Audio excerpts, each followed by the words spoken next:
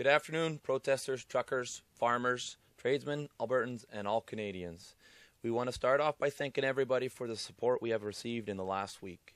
From anonymous donations, food, fuel, and other essential items, we are overwhelmed by all the support. The RCMP continues to blockade Highway 4 at Milk River, which has created logistical struggles for us to get essential services to the truckers at Coutts.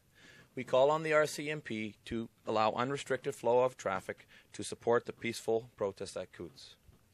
Over the last 2 years, Canadians have watched as the civil liberties of all have been systematically eroded. We watched as our seniors were isolated and our kids were masked.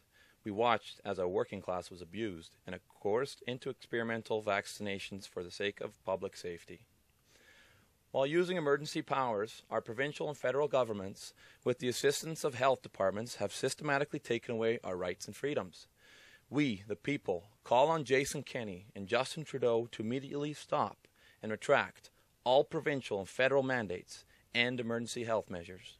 To all our doctors, nurses, paramedics, truckers, government employees, and all others who have lost their jobs or whose freedoms to choose have been taken away, we hear you. To our seniors, our veterans, and all those who have given everything for this great country, we stand with you in this fight against government overreach. And to our children, so loved and precious, most of them unaware that we are in the fight of our life, you are the reason we cannot fail. We call on the Premier to do the right thing. The people have spoken. This is not about which side you are on or political clout. This fight is for the freedoms of all.